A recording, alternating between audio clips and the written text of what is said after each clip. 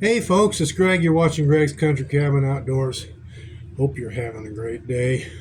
Uh, Been a little bit of a challenging day for me. Um, I went to work and I worked for a couple hours, got the job done, headed home, and I decided to try to check out a mechanic that I used to have a lot of work done at, and there wasn't nobody around. He was closed or whatever, but anyway, I checked out another mechanic that I've had work done at. He's out of business, decided to retire. So I went to the hardware store to buy some screws because I'm making one of those little camp kitchens out of an ammo box, and I've got a piece of oak that I want to put or use as a cutting board. But anyway, that's not the point of this video. When I got to the hardware store, I put my car in park, and I was just ready to open the door, and I noticed the car was rolling backwards. So I checked, turned the key on, and it was in neutral. Well, it's a GMC Envoy 2004, and it's got 219,000 miles on it, so it's a used vehicle, which is all I've ever owned. I've never owned a new vehicle in my life. But anyway, it was a linkage. Had a pretty good idea of what it was anyway. So my son is studying to become a mechanic, and he was at home, so I called him and told him what the situation was. Can he come over? So he came over, and he decided that there wasn't anything that he could actually do in the parking lot. Well, I was pretty certain of that anyway. So I called my secretary. Well, actually, she's actually the company manager now. Anyway, I called her, got a phone number for the shop where we get all of our work done, and she said, "Don't do any good to call them; they're closed." I said, "What?" She said, "They closed at noon today." I said, "Oh, great." So she gave me the owner's number. Tried calling him, went right straight to message. So I thought, nah. I called another towing service that's not even half a block away from that shop where we get all of our work done. And they said, "Yeah, we'll send a guy over." So they sent a guy over. He said, "What's wrong?" And I told him. He said, "Oh, yeah, okay." So he looked under it, and he went ahead and loaded it up on his truck. And after he got it up on his truck, my son was there, and he showed my son what was wrong.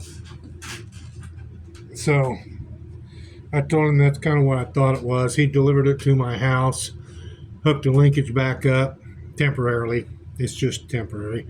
But anyway, he got it to where he could move the car. And my son got online and found the part at the local automotive store. And it was only $17. So I gave him a $20 bill. I said, "Here, go get it." So he went and got it, and I got the car jacked up because I've got a hydraulic floor jack. Works perfectly. Brand new. I've used it twice, and he's used it once. And he had jack stands, so we got it all jacked up. And all this started happening around 12:30, 1:45, and by 2:30 the car was fixed, ready to roll. So yeah, it helps to know, because I had that happen on a vehicle once before. It helps to know what you're looking at, and it helps to have a mechanic in the family. So for $17, my car's fixed. And no, I don't have to pay towing charges because our insurance takes care of all that. So what's the reason of this video? Well, here's the reason for this video right here. This is a wood gasifier stove that I made out of a 1-quart paint can and a Bush's baked beans can. So let me show you what the 1-quart paint can looks like to begin with. This is it. Okay, got the lid. I bought this on Amazon because it's not lined and I want to make coffee pots out of this. All right, so what's the big deal? Well, you can take a Progresso soup can and fit it inside here from the bottom, and it fits perfectly. Then you have to drill holes around the bottom of this so that you get your primary air, and then you've got to be able to cut the bottom out of this and push that Progresso soup can up in here to where it seats inside under that lip. Okay, well, here's what I found out, and I just recently found this out. I went ahead and cut the bottom out of this can, and I didn't have a Bush's can available at the time, so I decided to go with the Clover Valley baked beans.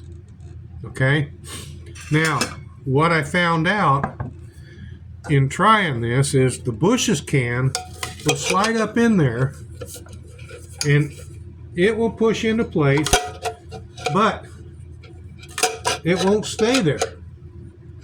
Okay, so if it's sitting on the ground, it's no big deal because it's sealed up at the top. Doesn't matter. You've got a pot stand and a pot on top of it. It's going to keep it sealed. All right, what I found out is the Clover Valley can is like 3 thousandths bigger, because if I push this down on that Clover Valley can, I can pick it up. And that bean can is completely full. All right, it worked loose. Here's the trick, or the tip that I want to give you. Turn that can upside down. Put your paint can on top of it. Seat it down good and tight. Okay? That can is not coming out of there. I don't know why.